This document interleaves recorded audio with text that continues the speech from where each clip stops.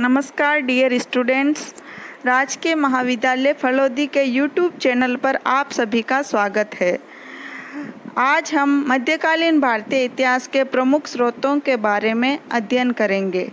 ये topic BA second year के विद्यार्थियों एवं साथ ही विभिन्न प्रतियोगी परीक्षाओं की तैयारी कर रहे विद्यार्थियों हेतु भी अत्यंत महत्वपूर्ण है। तो शुरू करते हैं आज का टॉपिक, मध्यकालीन भारतीय इतिहास के प्रमुख स्रोत। विद्यार्थियों, जैसा कि आप जानते हैं, भारतीय इतिहास को इतिहासकारों ने अध्ययन की सुविधा की दृष्टि से 3 पार्ट्स में डिवाइड किया है: प्राचीन भारत, मध्यकालीन भारत और आधुनिक भारत। आपका जो हिस्ट्री का जो पहला पेपर है उसमें मध्यकालीन भारतीय इतिहास का हमें अध्ययन करना है। इस पेपर की जो प्रथम इकाई है उसका प्रथम टॉपिक है मध्यकालीन भारतीय इतिहास के प्रमुख स्रोत। तो आइए शुरू करते हैं आज का टॉपिक। मध्यकालीन भारत के इतिहास का अध्ययन करते समय तत्कालीन ऐतिहासिक स्रोतों की जानकारी प्राप्त करना हमारे लिए अत्यंत आवश्यक है। मध्यकाल के बारे में जानकारी प्राप्त करने के लिए प्रचुर मात्रा में ऐतिहासिक सामग्री उपलब्ध है। पहले हम ये जान लेते हैं कि ऐतिहासिक स्रोत का अर्थ क्या होता है।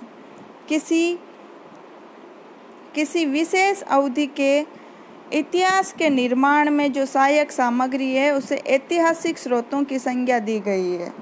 मध्यकालीन भारत के इतिहास के बारे में जानकारी प्राप्त करने हेतु जो लिखित साहित्य है उसके अंतर्गत मुस्लिम लेखकों द्वारा फारसी में लिखित ऐतिहासिक ग्रंथ, यात्रा वृत्तांत जो कि विभिन्न विदेशी यात्रियों ने लिखे हैं, एवं आत्मकथाएं अलग अलग शासकों द्वारा अपनी जो आत्मकथाएं लिखी गई है उनसे भी हमें मध्यकालीन भारतीय इतिहास के बारे में जानकारी प्राप्त होती है।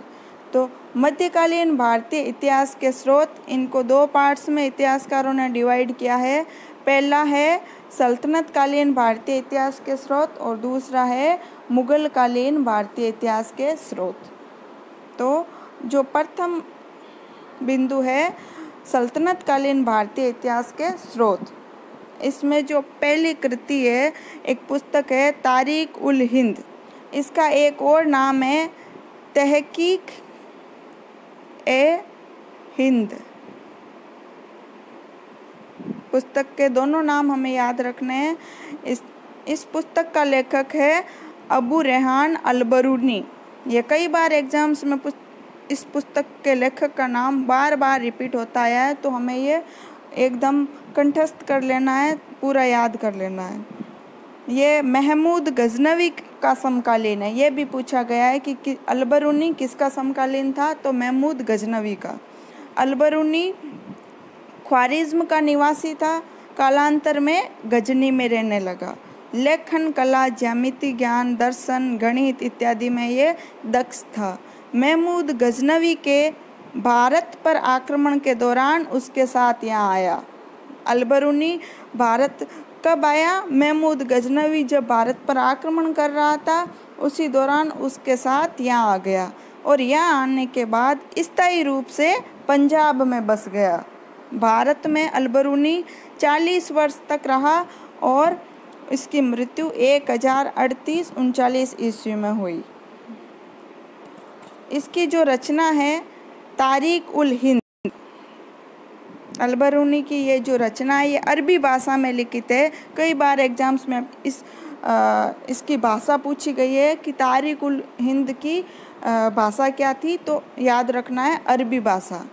11वीं शताब्दी, इस पुस्तक के अंदर 11वीं शताब्दी के भारतीय निवासियों के जीवन एवं दशा तथा भारतीय साहित्य और विज्ञान का अच्छा वर्णन किया गया है। भारतीयों के लिखे हुए दार्शनिक और ज्योतिष ग्रंथों का भी अल-बरूनी ने उल्लेख किया है तथा तत्कालीन साहित्यिक और वैज्ञानिक दशा का भी अच्छा वर्णन अल-बरूनी ने तारीख उल हिंद में किया है। मध्यकालीन भारतीय इतिहास के स्रोत के रूप में जो सल्तनतकालीन स्रोत है उसके अंतर्गत जो दूसरी पुस्तक है वो है तारीख ए यामीनी। इस पुस्तक के लेखक का नाम है अल उतबी, या आप ये याद रख सकते हो उतबी। तारीख ए यामीनी पुस्तक, लेखक का नाम है उतबी। ये जो उतबी थे, उतबी महमूद गजनवी का सचिव था। उतबी तारीख ए यामीनी पुस्तक का लेखक महमूद गजनवी का सचिव था और उसके अभियानों में उसके साथ भारत नहीं आया था। अलबरूनी तो महमूद गजनवी के साथ भारत आया था, लेकिन उतबी उसके अभियानों में यहाँ नहीं आया था, ये बात ध्यान रखनी है। और इस पुस्तक की रचना अरबी भाषा में की गई है। गजनी के सुल्तान नासरुद्दीन सुबुतगीन के पूरे शासनकाल का और महमूद गजनवी के शासनकाल का 1020 ईस्वी तक का वृत्तांत इस पुस्तक में किया गया है। सल्तनतकालीन भारतीय इतिहास के स्रोत के रूप में जो तीसरी पुस्तक है वो है ताज उल मासीर। ताजुल मासीर, लेखक है सदरुद्दीन मोहम्मद बिन हसन निजामी। ताजुल मासीर पुस्तक के लेखक हसन निजामी। इनका जन्म खुरासन के नैसापुर नगर में हुआ। मंगोलों के उत्पात के कारण इनको भारत आना पड़ा। जब खुरासान में मंगोलों के उत्पात बढ़ गए तो ये भागकर वहाँ से इनको भारत आना पड़ा। नैसापुर से ये गजनी होते हुए यहाँ दिल्ली आए और यहाँ दिल्ली में काजी ए ममालिक सरफुल मुल्क की सेवा में रहे। इन्होंने अपने मित्रों की सलाह पर समकालीन सुल्तानों का इतिहास लिखा। ये जो हसन निजामी है किसी के दरबारी कवि वगैरह नहीं थे अपने, और ना ही किसी सुल्तान के कहने पर इन्होंने अपना ग्रंथ लिखा। इन्होंने अपने मित्रों की सलाह पर ये जो अपने समकालीन जो सुल्तान थे उनका इतिहास इस ग्रंथ के अंतर्गत लिखा, ताज उल मासीर के अंतर्गत। 1205 ईस्वी में मुहम्मद गोरी की मृत्यु से पूर्व ग्रंथ लिखना प्रारंभ कर दिया। जब मुहम्मद गोरी की 1205 ईस्वी में मृत्यु हो जाती है उससे पूर्व ही इन्होंने यह ग्रंथ लिखना शुरू कर दिया था। इस ग्रंथ की भूमिका में मुहम्मद गोरी के दीर्घ जीवन और उसके राज्य की समृद्धि हेतु प्रार्थना की गई है। उसके दीर्घ जीवन की प्रार्थना की गई है, लेकिन कुछ ही समय बाद उसकी मृत्यु हो जाती है मुहम्मद गोरी की। 1191 ईस्वी से 1217 ईस्वी तक दिल्ली सुल्तानों का वर्णन हसन निजामी ने अपने ताज उल मासीर ग्रंथ के अंतर्गत किया है। 1191 ईस्वी से 1217 ईस्वी तक भारत में मुस्लिम सत्ता की स्थापना के बारे में हमें इस ग्रंथ से जानकारी प्राप्त होती है। हालांकि इस ग्रंथ की जो भाषा है वो अलंकारिक भाषा है, लेकिन फिर भी हमें जो भारत में मुस्लिम सत्ता की स्थापना हुई उसके बारे में जो प्रारंभिक जो जानकारी है उसका ये ग्रंथ एक अच्छा स्रोत है।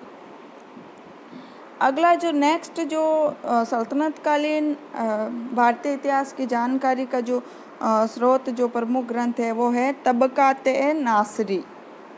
इस ग्रंथ के लेखक है मिनहाज उस सिराज। मिनहाजुद्दीन सिराज भी नाम लिखा हुआ आता है कहीं कहीं, ये अति महत्वपूर्ण है। तबकात-ए-नासरी के लेखक कौन है, कई बार पूछा गया है, मिनहाज उस सिराज। इनके पिता को सुल्तान मुइजुद्दीन मोहम्मद बिन साम, जो मोहम्मद गोरी थे उन्हीं का नाम है, उन्होंने 1186-87 ईस्वी में पंजाब विजय के बाद हिंदुस्तान की सेना का काजी नियुक्त किया। ये मिनहाज उस सिराज गौर के निवासी थे। इनका पालन पोषण मोहम्मद गोरी के बड़े भाई गौर के सुल्तान गयासुद्दीन मोहम्मद बिन साम, जो कि 1162 से 1202 ईस्वी तक गौर के सुल्तान रहे, उनकी पुत्री शहजादी माह मुल्क द्वारा इनका पालन पोषण किया गया। अतः इनका संबंध है वो मोहम्मद गोरी के परिवार के साथ एक फैमिली रिलेशन टाइप का था। 1227 ईस्वी में ये घोर से उच्च आ गए।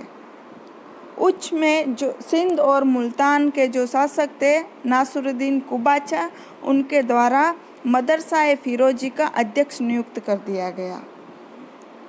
मिनहाज उस सिराज जब 1228 ईस्वी में सुल्तान इल्तुतमिश द्वारा उच्च और मुल्तान पर जब अधिकार कर लिया जाता है और कुबाचा युद्ध में मारा गया, तो मिनहाज उस सिराज इल्तुतमिश की सेवा में उपस्थित हो गए और उन्हीं के साथ दिल्ली आ गए। सुल्तान नासरुद्दीन महमूद, जिनका शासनकाल 1246 से 1266 ईस्वी तक था, इनके समय उल्लुग खां, जो बलबन का ही दूसरा नाम था, बलबन उस समय वजीर के पद पर था, तो उस बलबन की सिफारिश पर काजी ममालिक सल्तनत का मुख्य न्यायाधीश के पद पर नियुक्त कर दिया जाता है। मिनहाज उस सिराज को बलबन की सिफारिश पर सुल्तान महमूद के समय सल्तनत का मुख्य न्यायाधीश काजी ममालिक नियुक्त कर दिया गया। ये जो इनका तबकात नासरी ग्रंथ है, इसकी रचना 1259-60 ईस्वी में सुल्तान महमूद के शासनकाल में की गई और सुल्तान नासरुद्दीन महमूद के नाम पर ही इस ग्रंथ का नाम तबकात नासरी रखा गया। इस पुस्तक के अंतर्गत विश्व के समस्त मुस्लिम राज्यों का विस्तृत इतिहास है, अर्थात इसमें मनुष्य की उत्पत्ति आदम से लेकर 1260 ईस्वी तक का इतिहास इस ग्रंथ के अंतर्गत समाहित है। इस ग्रंथ में 23 अध्याय हैं। अध्याय संख्या 1 से 16वें अध्याय तक विश्व के अन्य प्रमुख मुस्लिम राजवंशों का इतिहास लिखित है और 17वें अध्याय से 23वें अध्याय तक भारत के प्रारंभिक तुर्क सुल्तानों का इतिहास इसमें वर्णित है। सुल्तान इल्तुतमिश से सुल्तान नासरुद्दीन महमूद के शासनकाल के 15वें वर्ष तक का वृत्तांत लेखक ने अपनी व्यक्तिगत जानकारी के आधार पर लिखा है। मिनहाज उस सिराज ने तबकात नासरी ग्रंथ में इल्तुतमिश से लेके नासरुद्दीन महमूद के शासनकाल के 15वें वर्ष तक का वृत्तांत अपने स्वयं की जानकारी के आधार पर लिखा है। केवल इस ग्रंथ में केवल सुल्तानों से संबंधित घटनाओं का वर्णन ही नहीं है, अपितु तत्कालीन प्रसिद्ध मलिकों एवं अमीरों का हाल भी लिखा गया है, जिसका बाद में बरनी द्वारा अपने ग्रंथ तारीख-ए-फिरोजशाही में भी अनुकरण किया गया। हालांकि मिनहाज उस सिराज ने अपने इस ग्रंथ में धार्मिक कट्टरपन नहीं दिखाया है, जैसा कि बरनी ने अपने ग्रंथ तारीख-ए-फिरोजशाही में दर्शाया है।